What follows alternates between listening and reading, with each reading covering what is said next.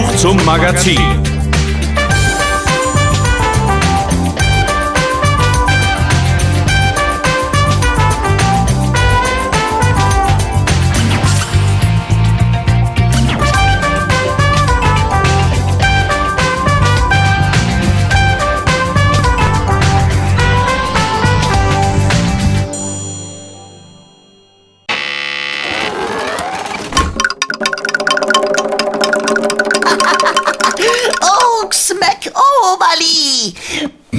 Das heißt, hello everybody. Agu. Danke und Ruhe. Riesenbammel und Primatengestammel. Wollte euch mal demonstrieren, wie meine Show in der Steinzeit geklungen hätte. Originalflöte aus Schwanknochen. Und die Sprache, sowas von neandertalisch. Wie bitte? Will hier jemand meine wissenschaftliche Recherche in Frage stellen? Hier steht's schwarz auf weiß, in meinem Lexikon. Neandertalisch Deutsch, Deutsch Neandertalisch. Wisst ihr, wer das geschrieben hat? Ein Steinzeitmensch? Denkste, der konnte doch nicht wissen, wie wir heute sprechen. Hat sich ein Schriftsteller ausgedacht. Für einen Film, der in der Steinzeit spielt. Der heißt Am Anfang war das Feuer und handelt von einer Neandertaler-Sippe, die vor 80.000 Jahren durch die Steppe wanderte. Eines Tages geht das Feuer aus und die Jungens, die bekommen's nicht wieder an. Auf der Suche nach dem Feuer kloppen sie sich dann mit Höhlenbären. Und als dann noch ein Säbelzahntiger auftaucht, rufen sie Over. Das heißt im Film Alarm, Alarm. Wollt ihr noch ein paar Vokabeln lernen? Atra heißt Feuer. Kel, das ist der Himmel. Ogodion, die Sonne. Tirpang, das bedeutet jagen. Und Ringtrinking, das heißt Sprechknochen. Ich meine Telefon. Quatsch. Damals gab's doch noch gar kein... Aber ich gehe trotzdem mal ran. Studio 3, Steinzeithämmer. Oh, du bist selbst dran. Da habe ich ja Glück gehabt. Professor Karl Thomas Leberecht, genannt Knochentom? Ja, ich bin's. Aber Knochentom, bitteschön, ist nur ein Spitzname. Ich bin Professor an der... Ja, gleich. Vorher muss ich ganz dringend was wissen. Von wann bis wann reicht eigentlich diese Steinzeit? Die Altsteinzeit reichte von 2,5 Millionen Jahren bis 11.000 Jahre vor unserer Zeit. Und darauf folgte die Jungsteinzeit. Genau. In der Altsteinzeit lebten die Neandertaler, stimmt's? Stammt ihr Menschen eigentlich vom Neandertaler ab? Nein, das tun wir nicht. Obwohl... Na, höre ich da eine gewisse Unsicherheit heraus? Ihr Wissenschaftler, ihr seid doch sonst immer so genau. Ja, stimmt, aber ganz ehrlich, es gibt noch zu wenig Knochenfunde, um die Geschichte des Menschen lückenlos nachzuweisen. Fast jeder neue Fund schmeißt wieder eine Vermutung um. Na, hoffentlich wird nichts gefunden, wenn du nachher mitten in deiner Hörreportage über die Steinzeitmenschen bist. Sonst musst du alles umschmeißen. Naja, das ist nicht gerade anzunehmen, dass genau in der Zeit... Na, du kennst meine World Reporter nicht. Ming will's heute wissen. Er hat alles perfekt vorbereitet, um in die Vergangenheit zu reisen. In die Steinzeit. Mit einer Steinzeitmaschine. Quatsch. Zeitmaschine. Hey, JC, Ming und Roberto. Was zieht man eigentlich so an, wenn man zu den Steinzeitmenschen reist? Warm clothes and a helmet. If we put it on, we are connected with the time machine. Cool. Klingt ja wie ein Science-Fiction-Thriller. Ihr müsst also einen Helm aufsetzen, dann könnt ihr in die Steinzeit reisen. You have to put helmets on. Yep. And then we're going to go back in time. 100,000 years back to the Stone Age. Yippie! 100.000 Jahre zurück in die Steinzeit. Na klar, dann Hals- und Steinbruch. Stone Age! Here we come! Hold tight, everyone!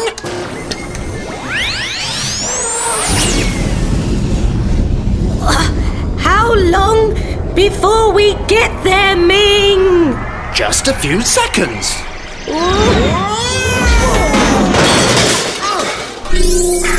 Oh, I think we just landed. Helmets off! Yes, Commander Ming. Helmets off.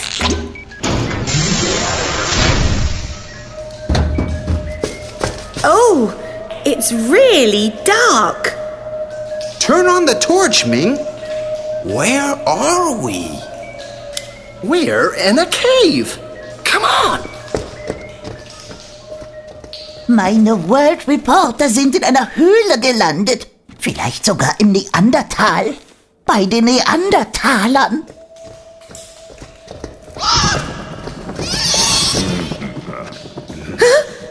What was that? Let me hold your hand, Roberto.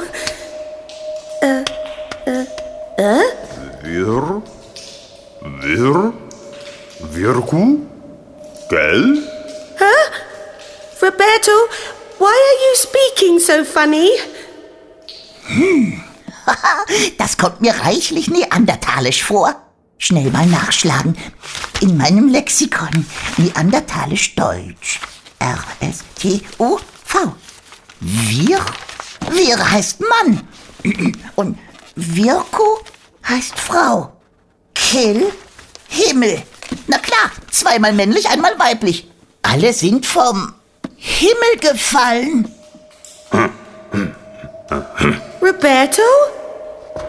I'm over here, JC. Wirku. If that's you over there, Roberto, then whose hand is this I'm holding? Kletterranke und Steinzeitpranke. Ich hab da so eine Ahnung. Ein eiskaltes Händchen aus der Vergangenheit. Na, dann lernt euch mal näher kennen. Hier kommt erstmal mein Marvi Hämmers Stillstar Steinzeit-Quiz. Kreidezeit, Steinzeit, Bronzezeit, so viele Zeiten. Da blickt doch keiner mehr durch. Solltet ihr da mal durcheinander kommen, dann schaut ruhig im Booklet nach. Steht alles drin. Aber wenn ihr mammmutig seid, dann beantwortet ihr meine erste Frage, ohne zu spicken. Obwohl die auch was mit einer Zeit zu tun hat, von der man sehr oft spricht. Der Eiszeit. Was genau ist denn die Eiszeit? A. Die Brutzeit eines Dino-Eis. B. Die Zeit, in der große Gebiete von Eismassen bedeckt waren.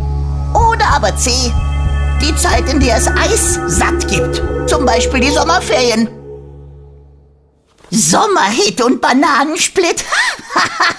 Das hättet ihr wohl gerne, ihr Leckermäuler. Und die Dinos, die sind schon raus. Da waren die schon ausgestorben. Antwort B ist richtig. Eine Eiszeit ist ein Zeitabschnitt, in der große Landmassen dauerhaft von Eis bedeckt waren, manchmal Tausende von Jahren. Die letzte Eiszeit begann vor 115.000 und dauerte bis vor 11.000 Jahren. Das war während der Steinzeit. Und damit sind wir bei meiner zweiten Frage. Warum heißt die Steinzeit eigentlich Steinzeit? A. Weil Steine das erste Werkzeug der Menschen waren. Oder aber B. Weil man so viele versteinerte Knochen gefunden hat. Oder aber C. Weil die Rolling Stones auch schon steinalt sind. Die Rolling Stones. Die rollenden Steine. Da, da, da, da, da, badaba, haba, hab, da, tagida. Ja, so alt sind die aber nun auch wieder nicht. So alt nicht. Antwort A ist natürlich richtig. In der Steinzeit lernten die Vorfahren der Menschen, sich aus Steinen scharfkantige Werkzeuge zu machen. Und damit konnten sie schneiden, schaben, hacken oder jagen. Forscher glauben, dass der erste Faustkeil vor ungefähr 1,5 Millionen Jahren erfunden wurde. Was glaubt ihr, wo das war? Genauer gefragt, auf welchem Kontinent? A. In Asien, B. In Europa Oder aber C, in Afrika. Asien und Europa. Die hinken ganz schön hinterher. Antwort C ist richtig. Irgendwo in Afrika entschlossen sich die Affen eines Tages auf 2 Beinen zu laufen. Wie das in etwa genau war, das wird euch gleich mein Professor Knochentom erzählen. So, das war mein Steinzeit-Quiz. Gewonnen haben wieder alle, die mitgemacht haben. Und jetzt freue ich mich auf meine Hörreportage. Ihr könnt euch schon mal anschnallen, denn der Professor sitzt gerade im Auto.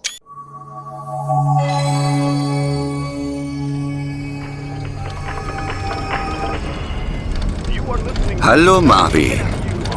Ich fahre auf der A2 von Berlin Richtung Ruhrgebiet. Die Stoßdämpfer meines Minivans freuen sich über die gut ausgebaute Strecke. Früher, als ein Teil dieser Autobahn zur Transitstrecke durch die ehemalige DDR gehört hat, gab es jede Menge Schlaglöcher. Meiner wertvollen Fracht wäre das Gerüttel von damals gar nicht gut bekommen.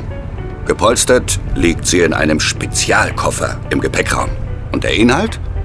Ein Stück von einem Unterkiefer.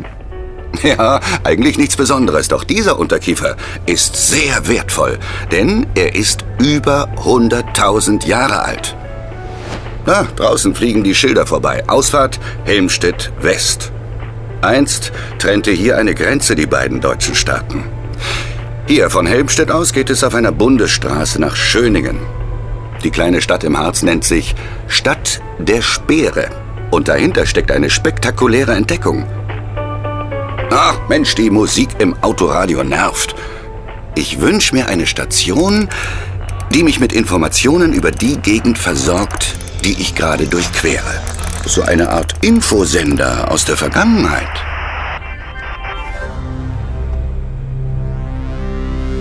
Hallo und herzlich willkommen bei Radio Urzeit, Ihrem Oldie-Sender. Mit den tollsten Geschichten aus der Altsteinzeit, der Jungsteinzeit und den besten von heute. Begleiten Sie uns für einige Minuten in die morastige Wiesensteppe in der Nähe des heutigen Schöningen. Heute wie damals ein schöner Spätsommertag. Von Norden nähert sich eine Herde Wildpferde. Sie wollen zum Wasser. An einem kleinen Fichtenwäldchen nimmt die Leitstute Witterung auf, wirft nervös den Kopf zurück. Zu spät. Aus dem Schilf brechen die Jäger, Speere aus Holz im Anschlag. Sie schleudern sie mit kräftigen, behaarten Armen und erlegen einige Tiere. Die Haut der Jäger ist dunkel, ihr Schädel ist flach. Mit scharfen Steinwerkzeugen machen sie sich daran, die Beute zu häuten und zu zerlegen. 8 Fichtenholzspeere, 20 Pferdeskelette, Werkzeug aus Stein. Alles zusammen einer der bedeutendsten Funde aus der frühen Menschheitsgeschichte. Ja, es gibt Methoden, um das Alter dieser Fundstücke zu bestimmen. Und daher wissen wir, die Jagdszene spielte sich ungefähr 370.000 Jahre vor unserer Zeit ab. Aber wer waren diese Jäger? Wo kamen sie her? Die haarigen Frühmenschen, die schon perfekte Speere herstellen konnten. Nun, sie hatten einen langen Weg hinter sich. Sie kamen aus Afrika. Wir kennen sie unter ihrem lateinischen Namen Homo erectus. Homo, das heißt Mensch. Und Homo erectus, der aufrecht gehende Mensch. Und wann haben sich unsere Vorfahren entschieden, auf 2 Beinen zu gehen? Ich stelle mir eine Live-Reportage vor in meinem Fantasiesender. Auch heute hören wir direkt in die Vergangenheit, nach Afrika, der Wiege des Menschen. Hitze flirrt über der Savanne, die nach einem Vulkanausbruch mit Asche überzogen ist. Die 3 Gestalten, die auf dem Boden ihre Fußabdrücke hinterlassen, sehen aus wie Affen, gehen aber auf 2 Beinen. Einmal bleiben sie stehen, schauen nach Westen. Ihre Last ist schwer, vermutlich Aas, das sie irgendwo aufgespürt haben.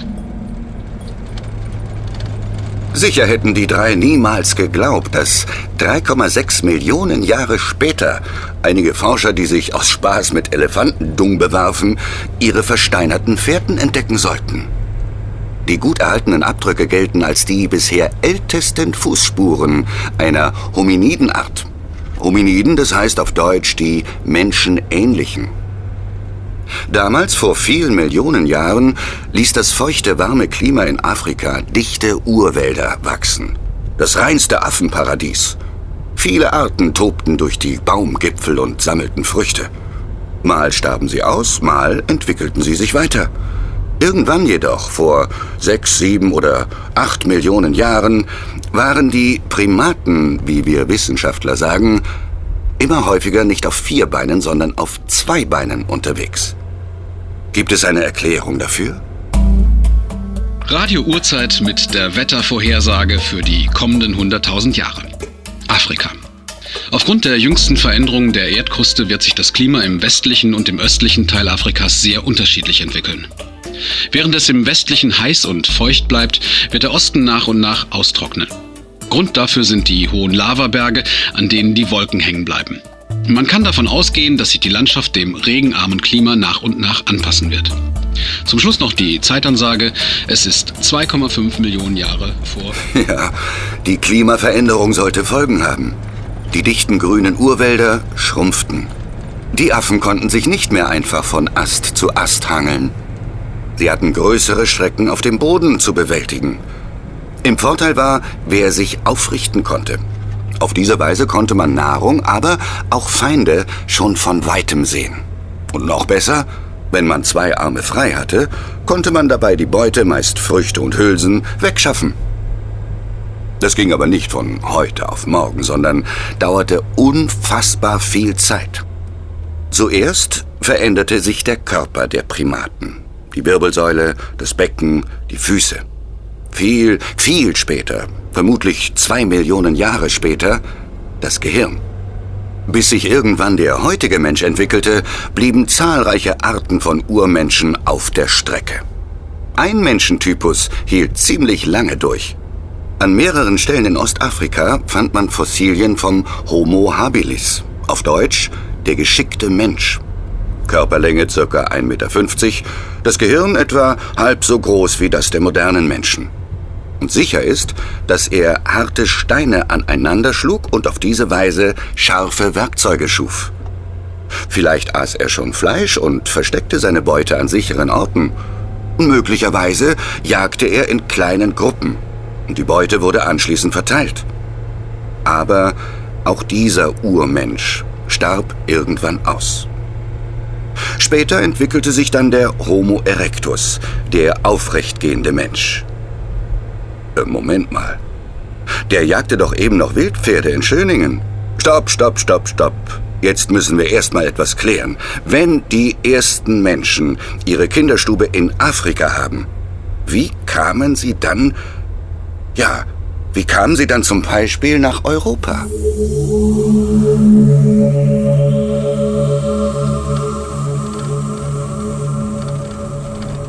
Inzwischen bin ich auf der Höhe von Hannover. Entfernungen, für den heutigen Menschen kein Problem. Vor der Erfindung des Rades sah das anders aus. Bis Homo erectus seinen Weg nach Eurasien fand, verging wieder eine unvorstellbar lange Zeit. Er legte nämlich keinen Gewaltmarsch zurück und veranstaltete auch keine Völkerwanderung. Nein, im Laufe von Tausenden, Zehntausenden, Hunderttausenden Jahren bewegten sich einzelne Gruppen ganz gemächlich vorwärts. Sie folgten einem Flusslauf, vielleicht Tieren, vielleicht auch dem angenehmeren Klima.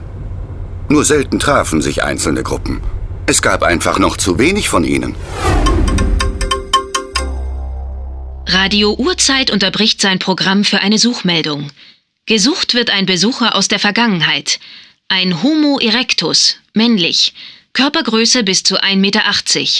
Besondere Kennzeichen: flache Stirn, gekräuselte Haare, dunkle Augen, lange Nase, kräftiger Kiefer, breite, leicht wulstige Lippen. Sollte der Homo erectus seine Fellkleidung mit Jeans, Jacke und Hemd vertauscht haben, könnte er durchaus als heutiger Mensch mit exotischem Aussehen durchgehen.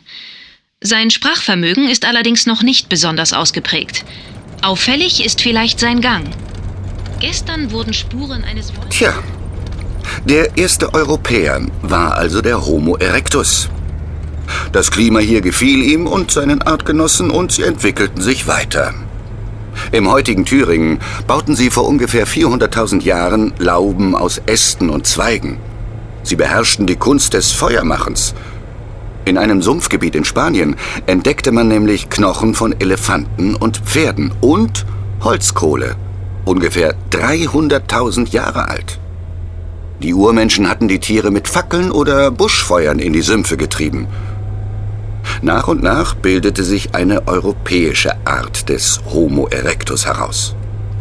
Aber, Moment, bevor ich dazu komme, muss ich mal eben rausfahren und auf die Karte schauen.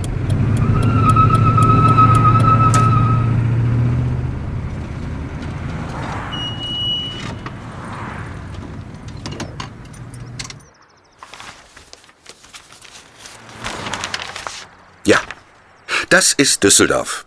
Hier Erkrath und Mettmann und dort, gleich hinter der Bundesstraße 7, da liegt er. Der vielleicht wichtigste geografische Punkt für Forscher wie mich. Der Name? Weltweit bekannt. Neandertal. Der Neandertaler ist die europäische Weiterentwicklung des Homo erectus, der seinen Weg aus Afrika nach Europa fand. Man schrieb das Jahr 1856, als ein Provinzlehrer vor einer Kiste mit Knochen stand. Wäre all das heute passiert, würde sich eine Meldung im Radio vermutlich so anhören. Radio Uhrzeit mit den Nachrichten. Diskussion um Knochenfund im Neandertal. Bei Abräumarbeiten in einer Höhle hatten Arbeiter Knochen entdeckt, wie es zunächst schien, von einem Höhlenbären. Karl Fuhlrott, Naturforscher aus Elberfeld, sah in ihnen die Überreste eines primitiven Menschen aus der Eiszeit. Der bekannte Berliner Professor Rudolf Virchow wiederum bezeichnete sie als verformte Knochen eines Kranken. Inzwischen halten andere Experten die Fossilien für die Überreste eines Soldaten. Vertreter der Kirche fordern indes ein Ende der Diskussion. Dem Glauben nach kann es sich gar nicht um eine Frühform des Menschen handeln, schließlich habe Gott den Menschen nach seinem Bilde erschaffen.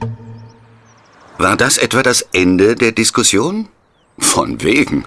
Aber es sollte einige Zeit dauern, bis auch der letzte Wissenschaftler zugeben musste, Johann Karl Fuhlrott hatte recht. Der Homo neanderthalensis oder Neandertaler war ein Bruder aus der Eiszeit. Er war die europäische Weiterentwicklung seines Vorfahren aus Afrika. Der Neandertaler. Hierzulande hat man seine Überreste entdeckt, aber waren die muskulösen, gedrungenen Urmenschen wirklich unsere Vorfahren?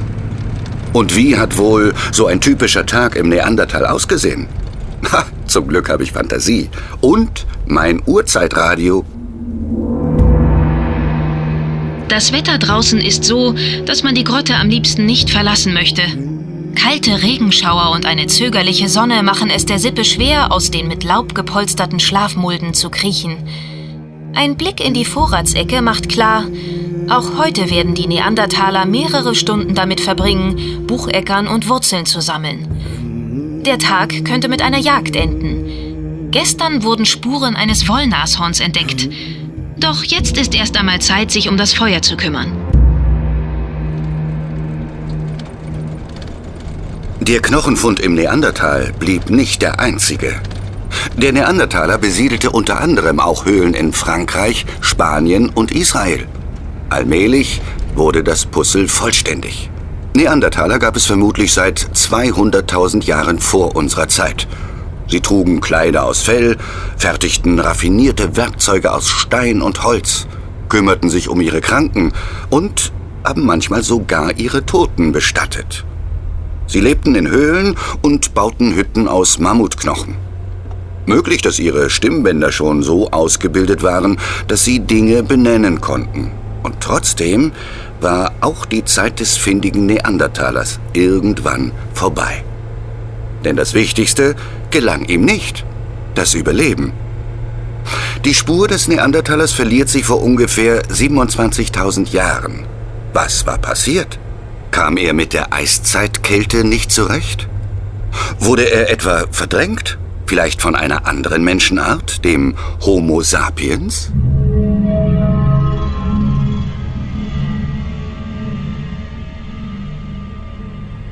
Noch einmal zurück nach Afrika. Da lebte der Homo erectus. Einige seiner Artgenossen kamen bekanntlich in Europa an. Aus ihnen entwickelten sich unter anderem die Neandertaler. Andere blieben in Afrika.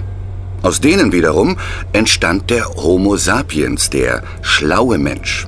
Das Erfolgsmodell. Unsere Vorfahren. Sie ließen sich Zeit mit der Wanderung in den Norden. Zuerst ging es in den Nahen Osten. Irgendwann dann in unsere Gegenden, vermutlich an den Flüssen Donau und Rhein entlang. Sie waren schmaler, menschenähnlicher als ihre Vorgänger und brachten Musik in die dunkle Kinderstube der Menschheit.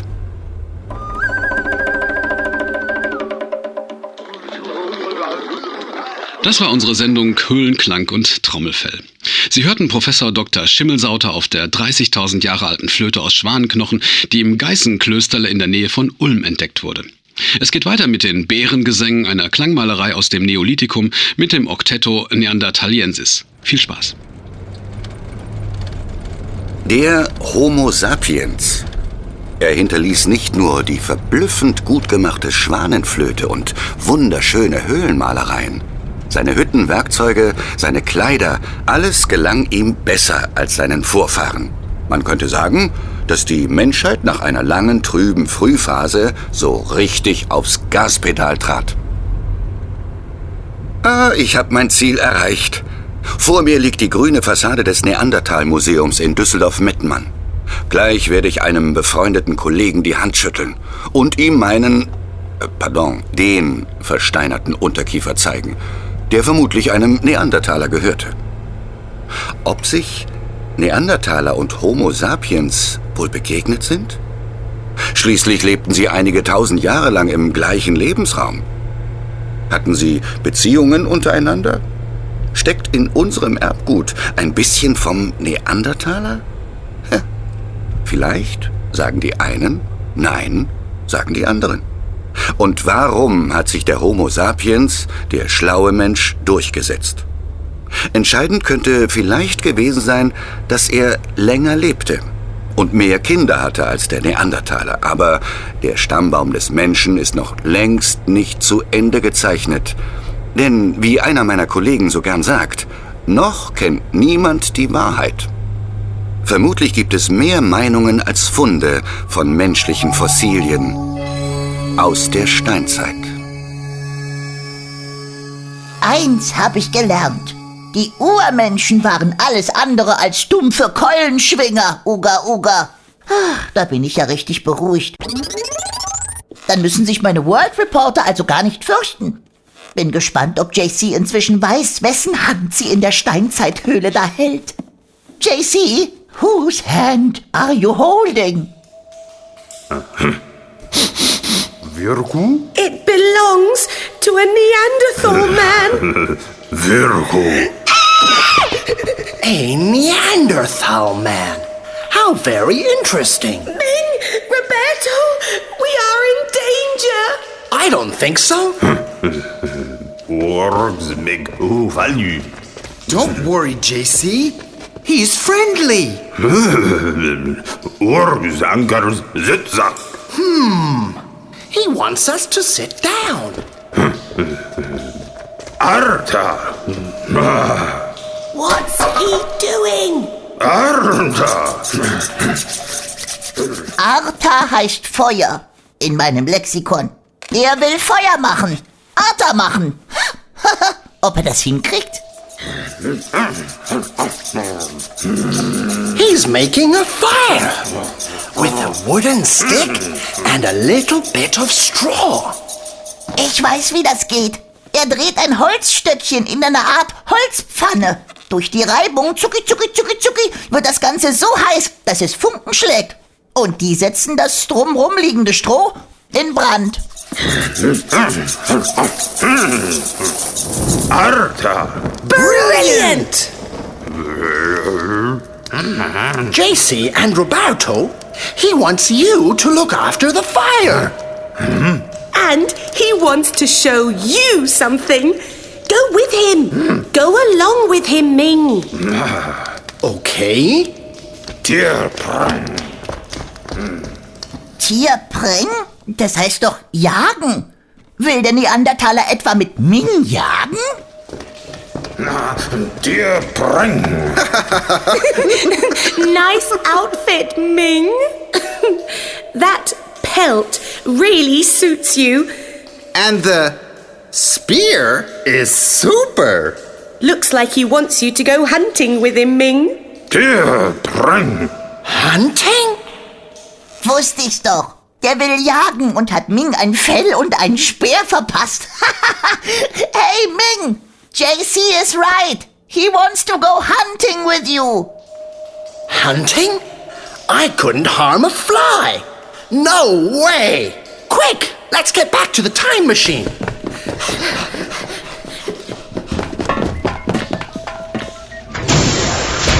Helmet's on!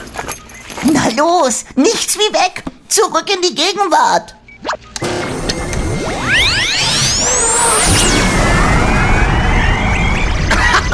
Cool outfit, Ming.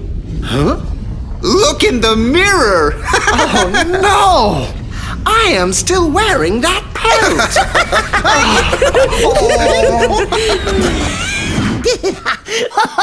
Der trägt ja immer noch das Fell. Na, die werden sich erst mal erholen müssen. Ich weiß, wovon ich rede. Diese Zeitraserei ist ganz schön anstrengend.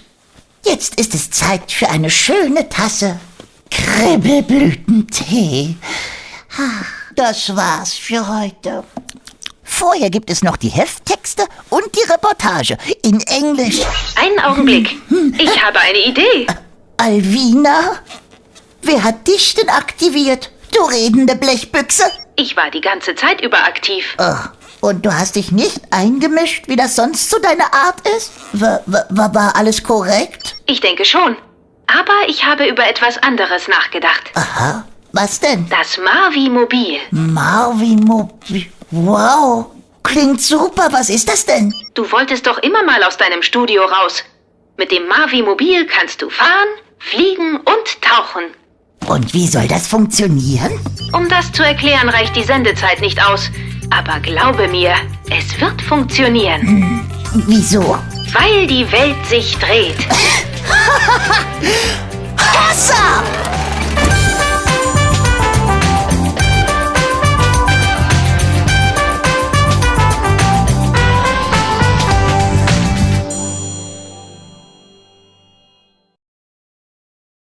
Jetzt wollen wir mal hören, was meine World Reporter für das Heft zusammengetragen haben.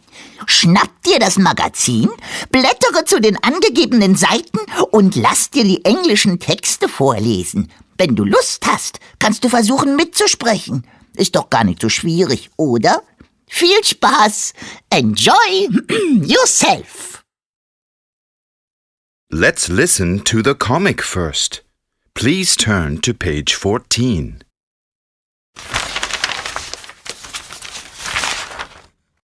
Comic strip. The World Reporters. Filming meerkats.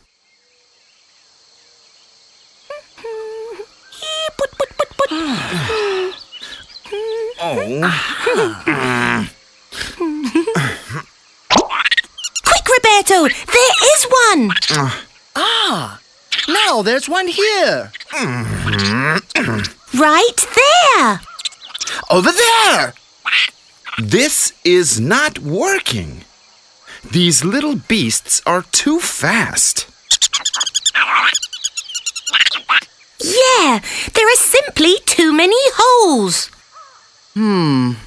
We have to get into the tunnels. Good idea, Ming.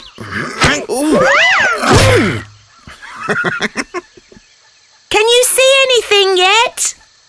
No, it's dark down here. Turn on the camera light. Okay.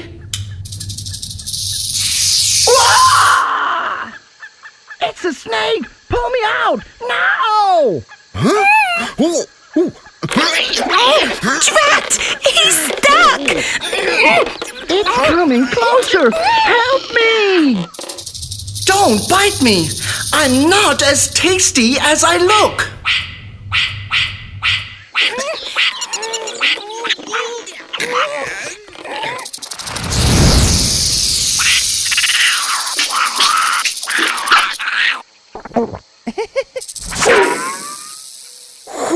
What's happening? At the other hole, And all together now. Heave ho!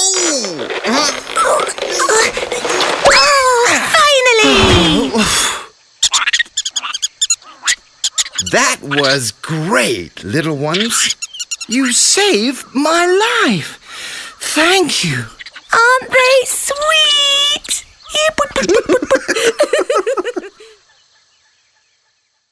now turn to page 3 and look at this great snapshot.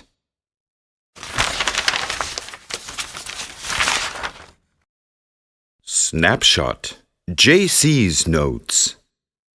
The Taco Toucan grabs a poult and flies away. The bird of prey follows. Turn to page 6. What's in the world news, Ming?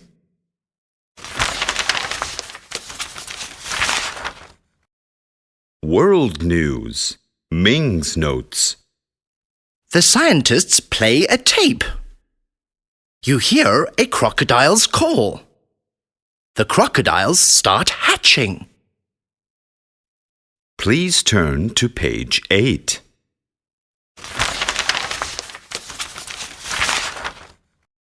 Here comes Kolo. JC lernt ein Erdmännchen kennen. You're so cute, little meerkat. Photo caption. Some of these meerkats are sleeping, hunting, drinking. JC's notes. A cobra slithers down the tree. It hisses at the meerkats. The meerkats chase off the cobra. Photo caption. Kolo's brother is his buddy, babysitter, bodybuilder. These are meerkats. Leader. Tip of the tail. Tail. Scrub. Desert sand. Cobra. Snakeskin. Meerkat. Photo caption. Who lives close to the meerkats? Bears? Gorillas? Giraffes? JC interviews James Honeyborn. He is the director of the film Wächter der Wüste. Why did you call the little meerkat Kolo? The locals call meerkats kotoko. We wanted the name to sound similar. Was it difficult to make a film about meerkats? Yes, because they are tiny. The cameramen had to bend over a lot. That made their backs sore. How did you like the Kalahari? It's a beautiful place, but also very hot and dry. The worst thing is the red dust, which gets everywhere. It breaks cameras and even makes your nose bleed. Did you take your 2 children to the Kalahari? I wanted to, but I was worried they might end up as a snake's dinner. Still, I think it's really important that kids grow up to love nature. Photo caption. Who is this man on the ground? The director? A photographer? A ranger? And now let's see page 16.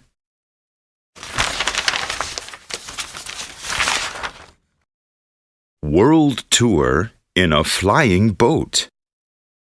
Roberto geht in die Luft mit der Do 24. Hey, I'll get wet! Photo caption. What is the flying boat doing? Taking off? Landing? Standing? Roberto's notes. It has wings and propellers. It has also a hull with a small keel. The Do-24 is a cross between a plane and a boat.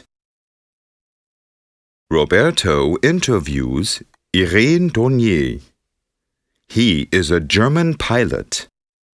What was the best thing about your trip around the world? Meeting young people, seeing exotic places, and landing where nobody expects a plane to do so. Was it dangerous? I had some technical problems, and I got into dangerous situations like storms and rough seas. Were you afraid? Maybe not afraid, but I never lost respect. As a pilot, you always have to know how far you can go. Why did you call your flying boat Latina? She is full of temperament, and she dances a lot, like many people from Latin America do. Photo caption. What can you see in the sky? The sun? A lot of stars? Dark clouds? This is a flying boat. Cockpit. Propeller. Turbine. Glass dome. Rudder. Hull. Wing. Please turn to page 20.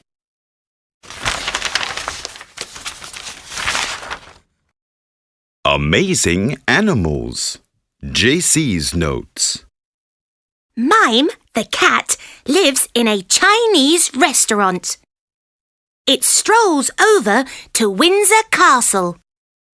At first, the dogs barked. Please turn to page 22 now.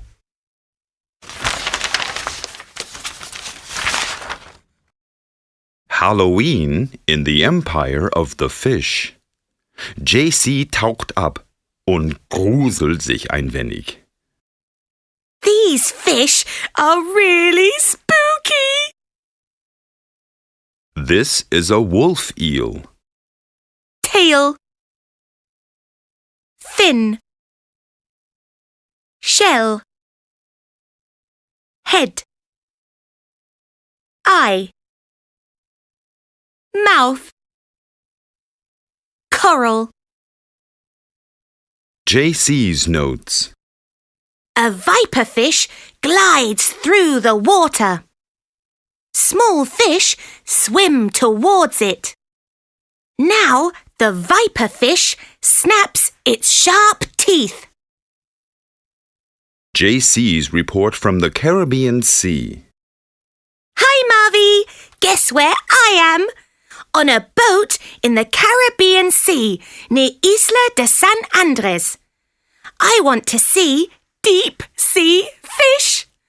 Okay, I'll jump into the water now and dive. Gluk, gluk, gluk, gluk, gluk, gluk, gluk. It's very dark here. I can't see anything. Wait, there is light. Let's look at it more closely. What is that? Perhaps a hatchetfish. That looks so spooky. Wow! And that must be a goblin shark over there. What a gigantic nose it has. It's coming closer. I'd better go. I don't really fit in here anyway. I forgot my Halloween costume. See you! Thanks, JC. Let's hear what this reader is reporting. Turn to page 29.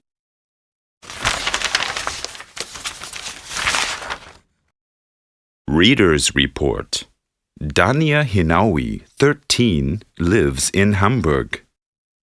Dear Marvi, my hobby is rowing. I train 4 to 5 times a week. I qualified for the German Championship in Salzgitter. We travelled there on a Thursday. On Friday, the 3-kilometre race started. I made it to the B final. What a wonderful surprise! In the B final race, I was second. It was a fun weekend. Bye-bye, yours, Danya. See page 30.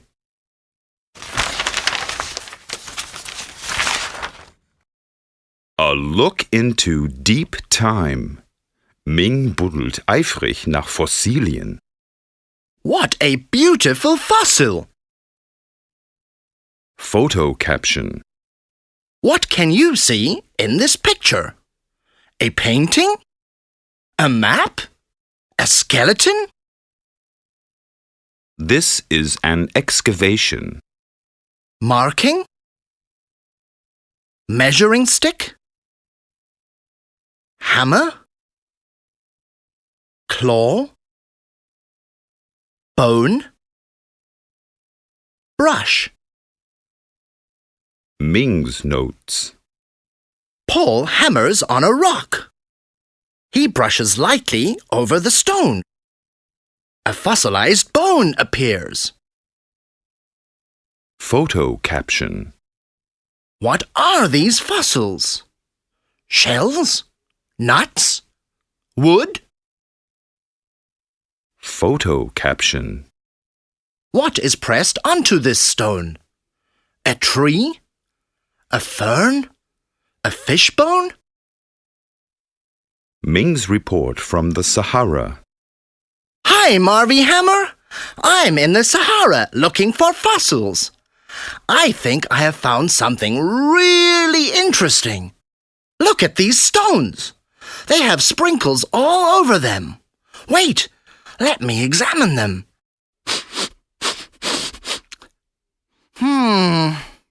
They smell strange. Oh no, how disgusting! I think these are not fossils. The sprinkles are bird droppings. It's hard to work as a paleontologist. Bye-bye. Please turn to page 36.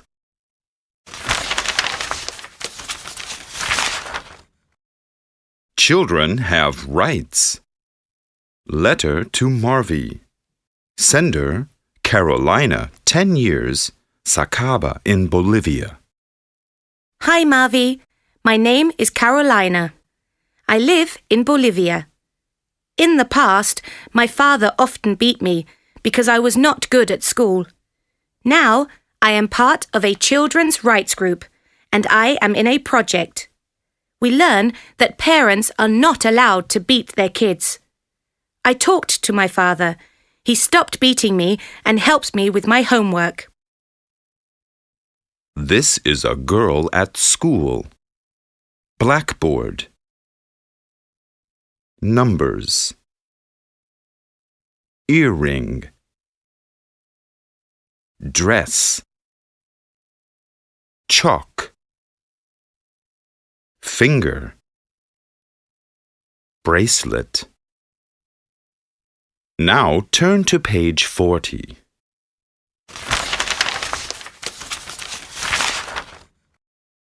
Cooking with Roberto. Smoked fish in parsley sauce. Roberto's notes.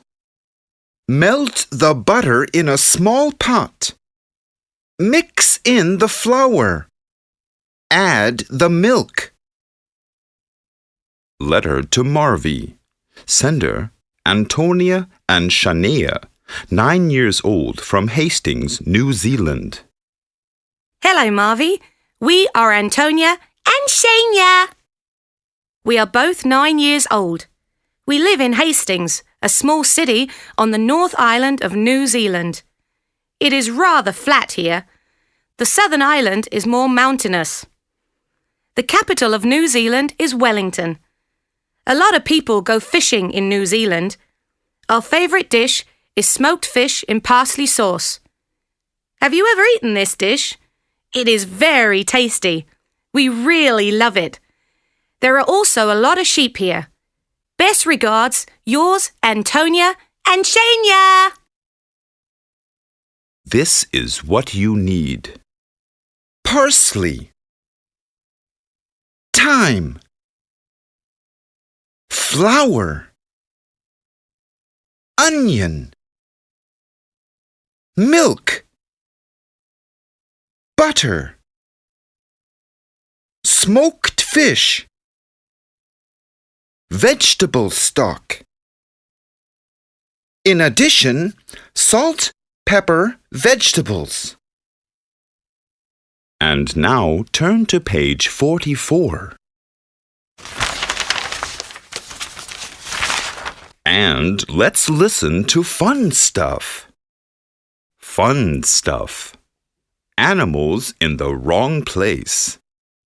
This dragonfly can't find food in the Arctic ice. A polar bear takes a walk in the desert in North America. Isn't it a bit hot for him? Thirsty little poison dart frog? The dry forest in Asia is not its favorite place. Not afraid of heights? This tiger is in the rainforest's canopy in South America. Where is my home? The Gila monster has lost its way on the rainforest's floor in South America. How did this ring-tailed lemur get to the wetland in North America? Is this toucan enjoying the view from the mountains in Africa? JC's tongue twister. Say this fast 3 times. What's the best way to catch a squirrel? What's the best way to catch a squirrel? What's the best way to catch a squirrel? What's the best way to catch a squirrel? What's the best way to catch a squirrel? What's the best way to catch a squirrel? What's the best way to catch a squirrel? What's the best way to catch a squirrel? What in the world? Clownfish. Dolphin. Sponges. Life jacket. Kayaks. Sea dragon. Life ring. Pelicans. Hossa, das war ja eine Menge Englisch. Da qualmen mir aber ganz schön die Ohren. Hui. Aber einer geht noch. Du kannst dir die Reportage vom Anfang auf Englisch anhören. Als Bonustrack. Wir hören uns nächstes Mal wieder, weil die Welt sich dreht. Hossa!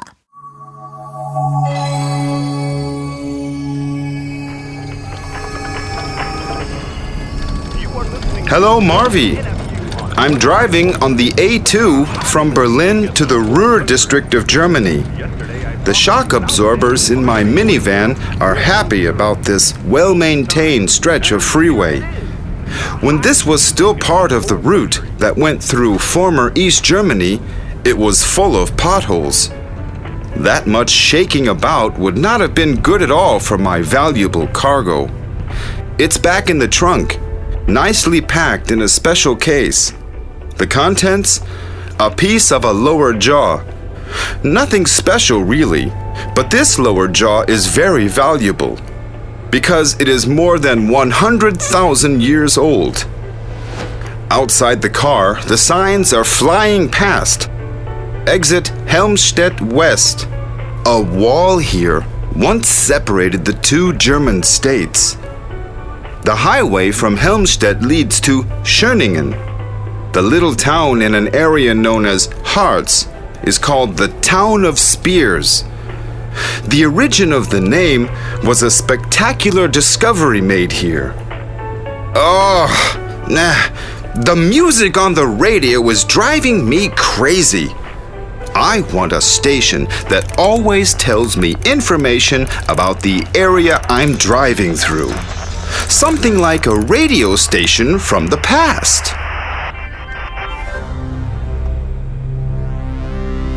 Welcome to Prehistoric Radio, your oldie station, with the most fascinating stories from the past and the best of the present. accompany us for a few minutes through the swampy meadow steppe of today's Schöningen. Then, like today, on a beautiful late summer's day, there is a herd of wild horses approaching from the north.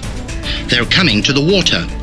The dominant mare startles in a small spruce wood grove, throwing her head back nervously. Too late! The hunters charge out of the reeds, spears made of wood at the ready. They throw the spears with their strong, hairy arms and kill some of the animals. The hunter's skin is dark, their skulls flat.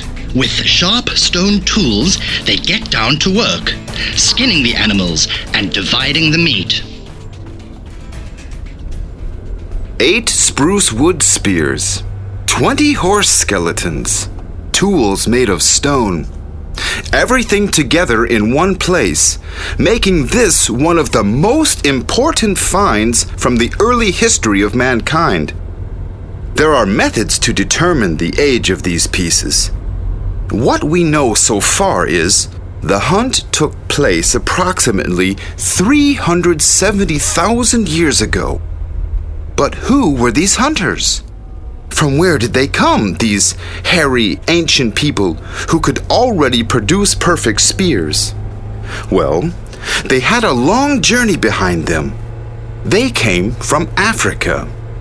We know them under their Latin name, Homo erectus. Homo means man.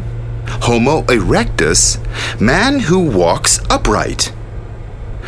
And when did our ancestors decide to walk on 2 legs? I can just imagine a live report from my imaginary radio show. Here we are again today, directly from the past, in Africa, the cradle of humankind. Heat shimmers over the savannah, which is covered with ash after a volcanic eruption. The 3 shapes leaving their footprints on the ground look like apes, but they are walking on 2 legs. They stop suddenly and look to the west. Their burden is heavy, probably carrion they found somewhere. Those 3 would certainly never have thought that 3.6 million years later, researchers would discover their petrified footprints while playing around throwing elephant dung at each other. The well-preserved prints are considered the oldest footprints ever found from a hominid species. Hominid basically means human-like. Many millions of years ago, the warm, humid climate in Africa was perfect for growing dense jungles. A perfect ape paradise. Many different species swung around in the treetops and collected fruit. Some species became extinct. Others thrived and continued to evolve. At some point, however, 6, 7, or 8 million years ago, the primates, as we scientists like to call them, were less likely to walk on 4 legs, but on 2 legs instead. Is there an explanation for this? Here's your prehistoric radio weather forecast for the next 100,000 years. Africa. Due to the latest changes in the Earth's crust, the climates in the western and eastern parts of Africa will develop very differently. While it will remain hot and humid in the west, the east will slowly dry out. The high volcanic mountains are the cause of the development because they stop the clouds from moving further on to the east. We can assume that the landscape in the east will gradually adapt to the dry climate. And before we go, here's the date check. It is 2.5 million years in the past. The climate change had dramatic consequences. The dense green jungles shrank. The primates could no longer simply swing from branch to branch. They had to move over longer distances on the ground. Those who could walk upright had an advantage over those who couldn't. This wasn't only a better position for spotting food, but also for seeing enemies from further away. But the best advantage was having two free arms. The primate could hold its food, usually fruit, and get rid of the peeling. This process didn't happen overnight, but took an incomprehensible amount of time. The primate's body had to change first: the spinal column, the pelvis, the feet. And much, much later, presumably about 2 million years later, the brain. By the time modern humans developed, numerous species of primitive humans were left in the dust, so to speak. One species stayed around longer than most of the others. In several areas of East Africa, fossils have been found of Homo habilis, the skilled human.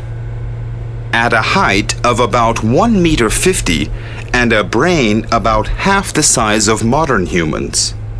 We know for certain that Homo habilis hit rocks together and in this way made sharp tools. It is also quite possible that they ate meat and hid their kill in a safe place. They possibly hunted in small groups and divided the kill among themselves. But this primitive human eventually died out too.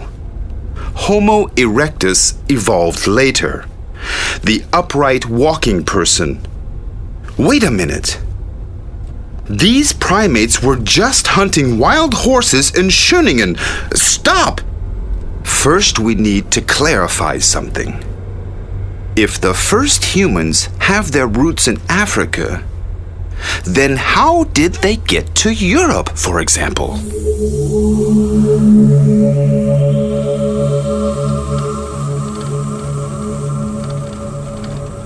In the meantime, I've made my way to the region of Hanover, distances that are not a problem for today's humans.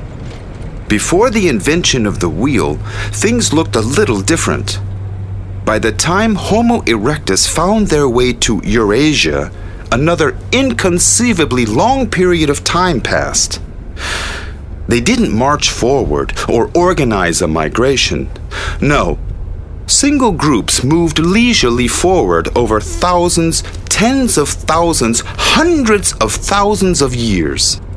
They followed the course of a river, or possibly animals, or even the more pleasant climate.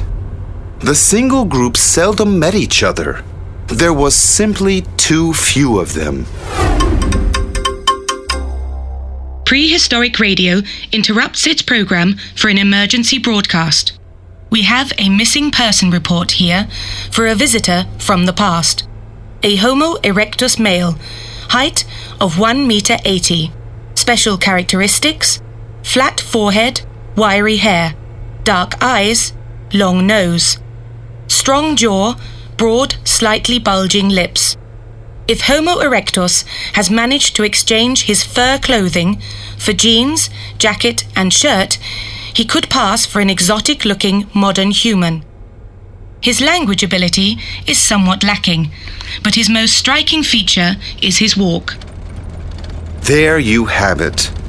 The first European was Homo erectus. He and others of his species liked the climate here and its animals and continued to evolve. In today's Thuringia, about 400,000 years ago, they built huts out of branches and leaves. They mastered the art of making fire. In marshy areas of Spain, the bones of elephants and horses have been discovered, and charcoal, about 300,000 years old. These prehistoric humans drove the animals into the marshes using torches or bushfires. A European style of Homo erectus gradually took shape over time. But before I talk about that, I first have to drive out there and take a look at the map.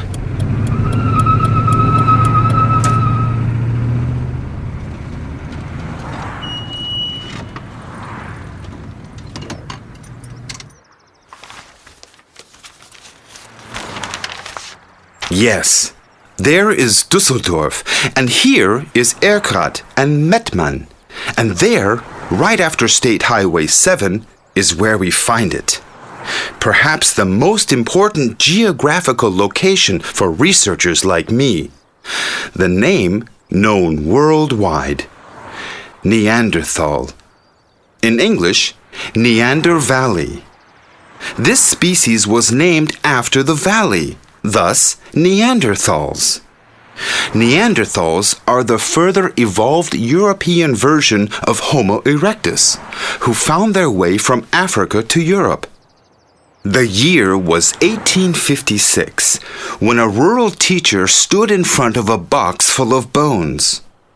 If all that had happened today, a radio announcement would sound something like this. Time for the news on Prehistoric Radio. There is a heated discussion about bones found in Neanderthal. The bones, discovered by workers while cleaning out a cave, were first thought to be those of a cave bear. Karl Fuhlrott, a scientist from Elberfeld, has classified the bones as the remains of a primitive human from the Ice Age. In turn, well-known Berlin professor Rudolf Virchow described them as the deformed bones of a sick person. Other experts agree that the fossils are the remains of a soldier. In the meantime, representatives of the church have demanded an end to the discussion. The bones cannot possibly be from an earlier form of man. God created man in his own image, just as he is today. Was that the end of the discussion? Not even close. But it took a long time until even the most skeptical scientist had to admit Johann Karl Fuhlrott was right. Homo neanderthalensis, or Neanderthal man, was a relative from the Ice Age. He was the European progression of his ancestor from Africa. Its first remains were discovered in this country. But were the muscular, stout, primitive humans really our ancestors? And what did a typical day look like in Neanderthal? Fortunately, I have my imagination and my prehistoric radio. The weather outside is so bad that no one wants to leave the cave. Cold rain showers and a rarely seen sun make it difficult for the extended family to creep out from under their beds of leaves. A look into the supply corner, however, makes one thing clear. The Neanderthals will spend several hours today collecting beech nuts and roots. The day could end with a hunt. Tracks from a woolly rhinoceros were discovered yesterday. But first, they have to take care of the fire. The find in Neanderthal didn't remain the only one. The Neanderthals also settled in other caves in France, Spain, and Israel. The jigsaw puzzle was gradually completed. There were Neanderthals presumably 200,000 years ago. They wore clothing made from fur, manufactured tools made of stone and wood, took care of their ill and injured, and sometimes even buried their dead. They lived in caves and built huts using mammoth bones. Their vocal cords were possibly already trained so that they could name things.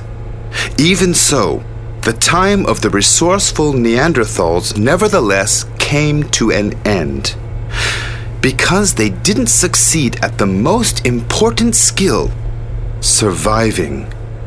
All traces of the Neanderthals are lost about 27,000 years ago. What happened? Were they unable to cope with the cold of the Ice Age? Were they possibly forced out by another primate species? The Homo sapiens?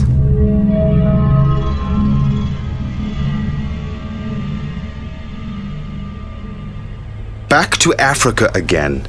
Homo erectus lived there. Some of their relatives are known to have arrived in Europe. The Neanderthals, among others, evolved from them. Others remained in Africa.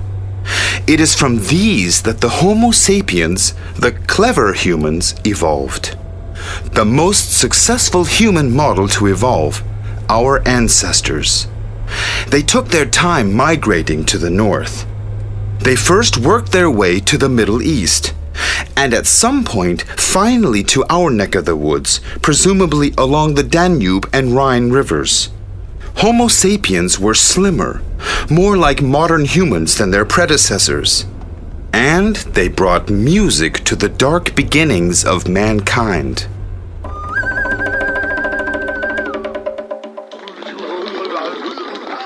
That was our show, Cave Clang and Drum Beats.